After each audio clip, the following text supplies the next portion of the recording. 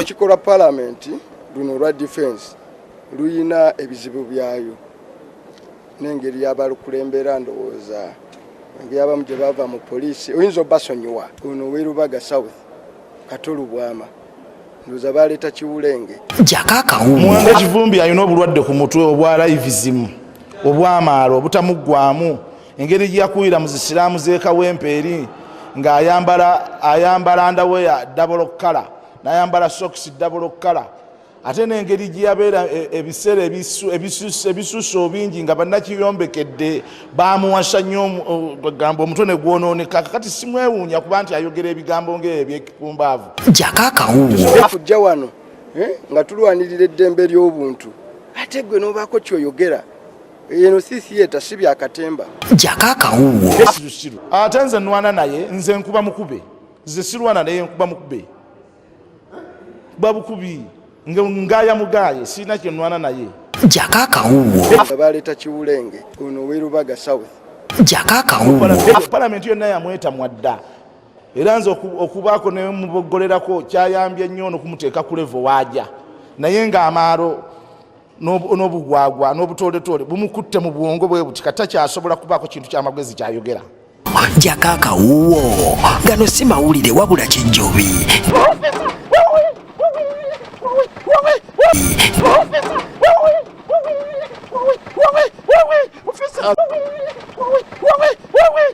I've committed no offense.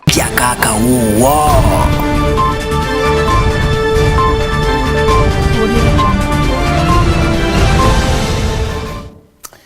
ABS-TV jako Akawuuwo nate ennaku z'omwezi 5 mwezi gwa kusatu mwezi gwa 2 mwezi gwa kusatu 2019 tuba tugobye okubanga tukutusako ensonga ate bitambudde munda mu ggwanga lya Uganda sako n'ensi yonna okutwaliza wamu simaganda farakusesaaze muzzukulu wa Katongole sako ne Mwenyango Mase nate katumala okulaba emitwe emikulu egikoza mu lega fagolo naku olwaleero nate tukomawo leero mujjako Akawuuwo abatuuze basiibye bagobagana n'ebiteeberezebwa okubeera ebyawongo bibadde ebisobya ku bakyala wamu n'okutta abantu embeera abantu babadde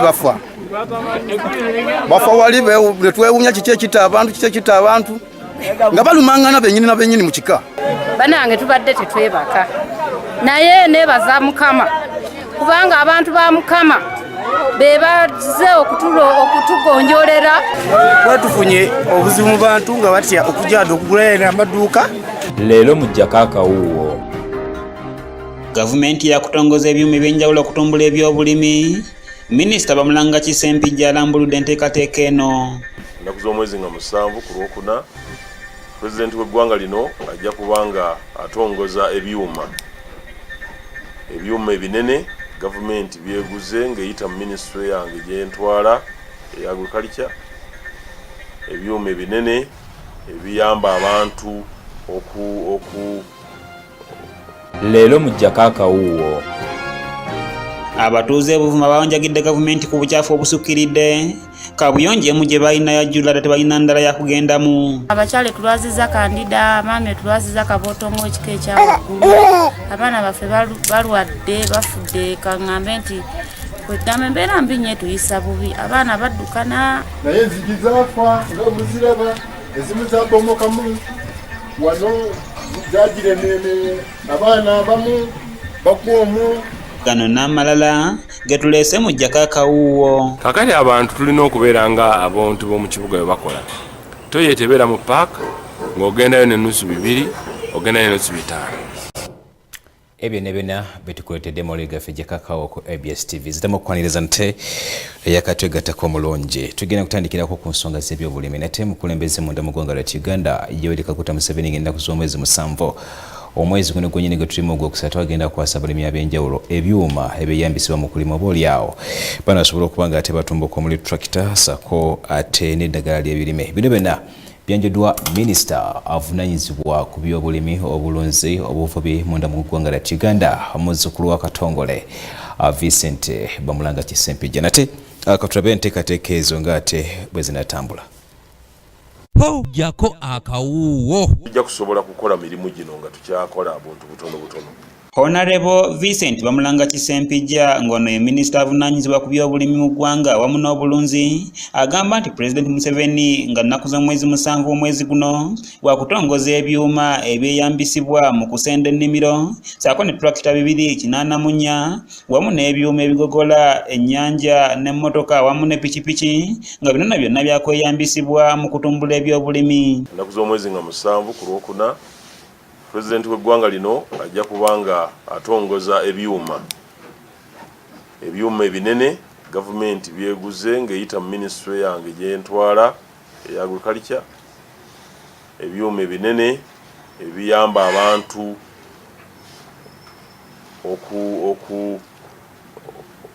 okulongoosa farm, okusenda ebiswa, okusenda ebisaka, kusima amazzi amanene bivale eddamu ebinene, ebyuma ebyo ajja kubitongoza. Mu nteekateeka eno minisita agamba nti gavumenti yakuwa abalimisa bonna ebyambalo ebibaawula ku abo abalala okusobola okulaba nga bamalawo obufere era wano ne tractor zino zonna ezigenda okutongozebwa pulezidenti za kutuukira ddala ku muntu wa wansi okulaba nga buli munnayuganda tasigalira mabega mu by'obulimi.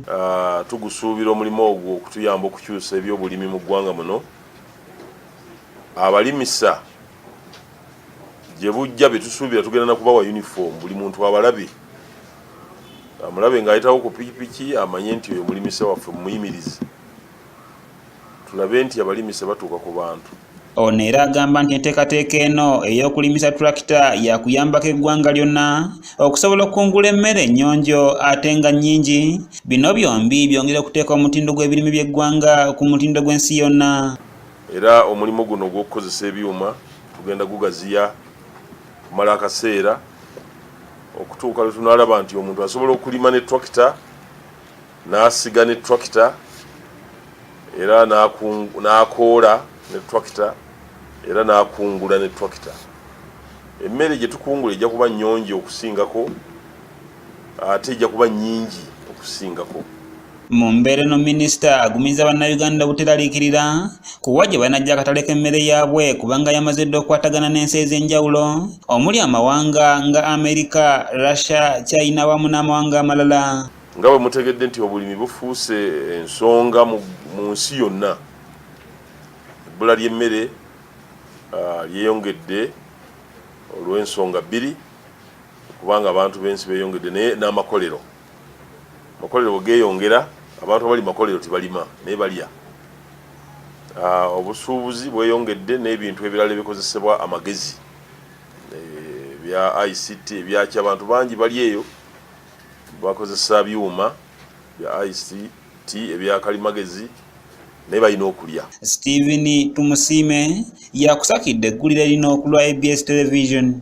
Namalere nakyo kintu kikulu nnyo gavumenti kyetukoledde okulaba nga ereetawo enkyukakyuka mu bulimi.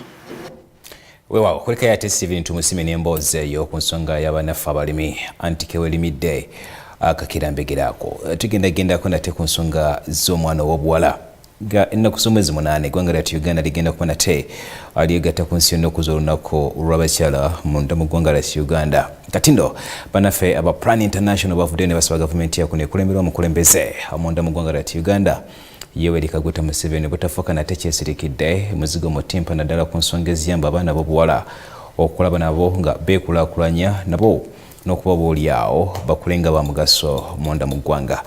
Katulabe nate be tukujjidde ku nsonga za Plan International. Jako Akawuuwo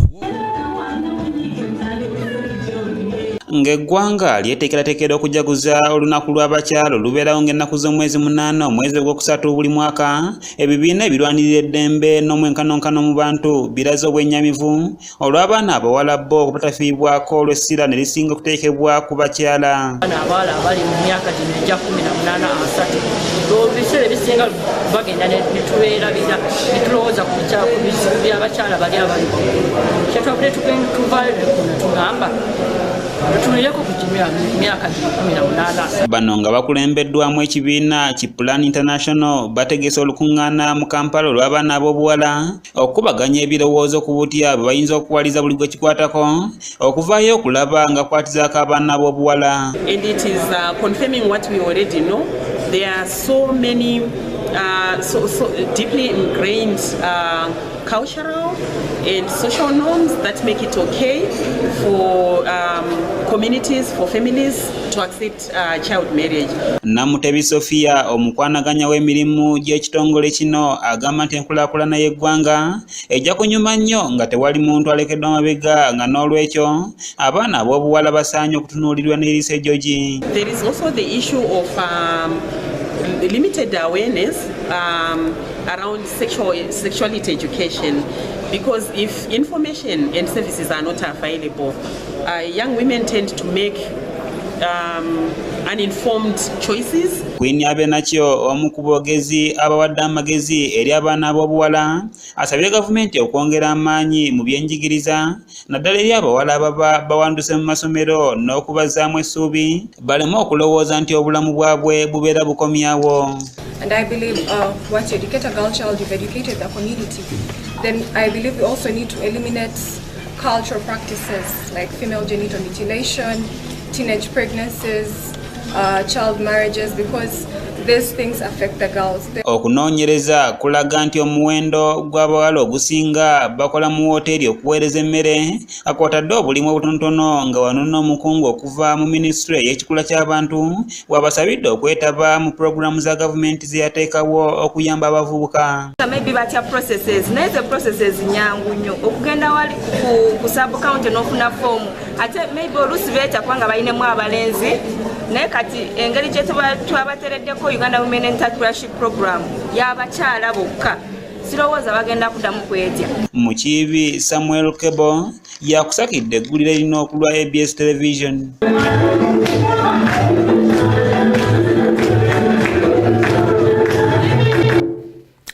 Kuleka yati Mukiibi Samuel Kebo n'emboozi eyo ku nsonga y'abaana b'obuwala okulaba nate nga nabo babasembeza ku mwanjo. Kale tugendagendako ku nsonga z'abannaffe bamakanika mu lunyanyimbo oyinza okubayita bainginiya abakayiira diesel service garage bano basangibwa wali Makindye ku Salama Road bakoze moroka ey'okubiri era abantu ab'enjawulo abasiimi nga bwe kiri nti buli muntu akola ekintu ekirungi ateekeddwa okuba nga ataasimibwa gyevuddeko bakola moroka eyasookera ddala era paalamenti y'eggwanga lya Uganda bagendako n'okubalambula era nga eyo moroka ejjukirwa nnyo naddala nga paapa ziwano munda mu ggwanga lya Uganda. Kati nno tebakomaawo nga omanyi nti amagezi muliro ogajja wano nawali bakoze moroka ey'okubiri nga bayita amagezi sako n'obuyiiya abantu ab'enjawulo ensonga eno bwe batyo bagyogeddeko. Jako Akawuuwo. Bannayuganda ab'enjawulo basiimye omulimu gw'abamakanika okuva mu bakayiira diesel garage abasangibwa Makindye ku Lwesalama olw'obuyiiya n'obukugu bwe boolesa mwe bayise okukola mmotoka amagezi ga Muganda 2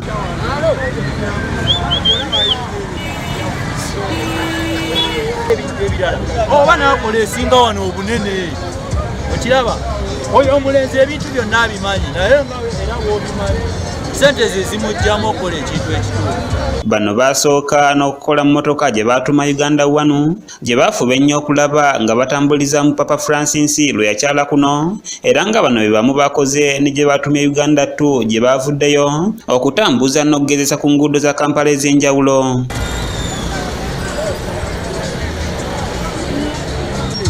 Tukyalina enkizo n'okukolayo ebintu ebirala ebisingako wano. Bwe babadde bagitambuza ku nguudo za Kampala ezitali zimu bannakibuga ab'enjawulo babadde bagenda mu maaso n'okutendereza amagezi agakozesebwa bannayuganda mu kukola ekintu nga kino. Singa afuna abamuteekamu ssente ekintu kyennyini asobola kitambuza mu butuufu bwakyo kubanga oyo omusajja omulaba ebbanga lyemulabidde ne we yatandikira okukola emmotoka eyo nga tosuubira nti asobola okituusa ku mulembe bwe ng'agatta kimu ku kimu. Batusaba gavumenti etongere ku ssente tusobole okuyiya ekintu ekirala kifaanagana nga kino eri mukozi Bano basabye gavumenti okuvaayo eyambe ku bavubuka abalina obuyiiya obw'ekika kino basobole okutwala mu maaso wamu n'okubuganyulwamu ate era basobole n'okuyambako okutendeka abalala. Okusinziira nga ku kyendaba tulina gye tulaga naye embeera eriwo tusobozesa nga gavumenti okulabika nga etwongeramuko ku ssente ekuba nga tusobola naffe okweyigiza ebintu nga bino. Gavumenti etulabe tuwe ka ssente kubanga abavubuka tulina bye tuba twetaaga naye tetulina ssente. Era nga tolaba omuddugavu tuli wano tuyiiya tulabike ntubaawo ffe abavubuka naye abasajja tebatulabako. Naye kino kiraga olugendo oluwanvu gye tugudde. Bannaye tusaba gavumenti eyongere okutuwa sapooti kubanga kino kiragira ddala nti tulina obwongo. Kayiira Moses ngono gwe mutwe omukulu mu mulimu guno asabye Pulezidenti Museveni okuvaayo alaba omulimu gwe bakola asobole n'okubateekako ettofaali basobole okulaba ng'omulimu guno bagutwala mu maaso. Ekintu ekyenjawulo omukazi waffe gye twakola ekyenjawulo kuza abazungu n'okuyana Bannaganda abalala gye bakola yaffe erimu ebintu ebyenjawulo bingi. Erimu ekintu ekikola diagnosis nga kikebera emmotoka ginnewaayo nekigibulira obwadde obugiruma nekiyamba ne makanika okulaba ngeri kijoyinza okukanikamu obwadde obwo ne buwona. Ekyenjawulo ekiriwo. Ekyokubiri nti mugaffe yo egezaako okulaba nga etambula mu ngendo empanvu nekuma mu Kampala nga tirina buzibu efunye buli awo. Ono asabye Bannayuganda okwagala ng'ebyo ebintu ebikolebwa wano bisobole okubakulaakulanya okusinga tokotogera bannansi bannaabwe. Balina kubanga okwefaako balabe nti nabo ndibasobola kubanga gyempiseyo n'abasinga bamanyi nga n'omulimu guno gutuusizza okulaba nga ngubagaza kifuba naye nga simu bangwalagana kusimba bintu bitukola. Omuntu aleka emmotoka y'obuvunaanyizibwa ku mukolo ogw'amaanyi n'agamba nga togireeta n'ateekawo ekintu kitalina buvunaanyizibwa n'akiteeka ku mukolo. Ebyo ebimu bikotogera nnyo ensi yaffe okugenda mu maaso. Ffe emmotoka zino singa ziri ku billboard. Stephen Tumusiime yakusakidde eggulire lino ku lwa ABS Television.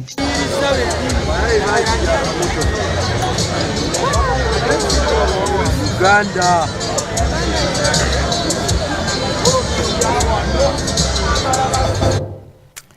Kulika yate Stephen Tumusiime n'emboozi eyo ku nsonga kati emoka tugiyita magezi maganda. Webale ate bannaffe abakayiira ndowooza Uganda zaabo kwategeezebwa ku nsonga z'ebiyizibwa mu ggwanga ndowooza tetwandiyinze kuyimba kali akayimba akabasiima ogenze aka Jose Chameleon twandisiimye omusajja oyo nga akyali mulamu naye kayiira njala okumanya ku piston ne injector eziri mu moroka eyo tulabe nate butya wetambuza ekintu kyosako ne nozo ne radiator kale tugenda kuba nga tumulamu tugenda kumona emboozi endala nyingi mu kitundu kyaffe ekyokubiri egamba tovaawo nate tukomawo. Luno lwe lugero lwaffe olwaleero.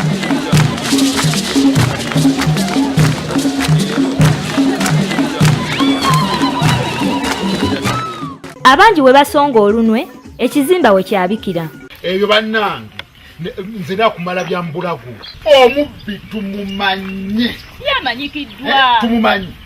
Omubbi tumumanyi musunku. Kale bemugaba okusonda ssente. Nedda. Ono omusajja semazi yose. Bangambye omusajja akola. Ateeka ekyambe mu muliro nekibonga kibengeya kiti. Kati alina eddagala lyasiiga mu kibatu. Newe ekibanga siguwabbye olina kyoba. Nebwobanga bobba omukono guzimba guti. Toseka. Baba mulaye bina Nigeria bibono. Genda bange ebyokulimba. Okakasiza wanti byakola bituufu. Wali omulabye ko bwe yali yangabi yankakasizza nangamba yasinga. Banaye okumala ssente. Tumalira ssente zaffeera. Oyo nze ndabye mmwe. Temwagala sonda ssente. Banaye musungu yetu mumanyi. Babba embuzi ya donozi. Ne musiŋŋaana ku makya. Yenanga omusaayi sadiriko omusaayi. Ne muka omusaayi okate embuzi. Neerumisenze. Gwe gisobola kutuukako. Naawe leka tekisobola kutuukako n'atambula okuva ku makya paka lwaggulu ng'omusaayi ye teyagulabye. Ate omusaayi gwali nekunyalaza ebigere. Nekunyalaza ebigere ate ku bigere yamanya alika yayimirira. Naawe. Musunku mu. Nemmwe. Nze nga mulaka temwagala sonda ssente.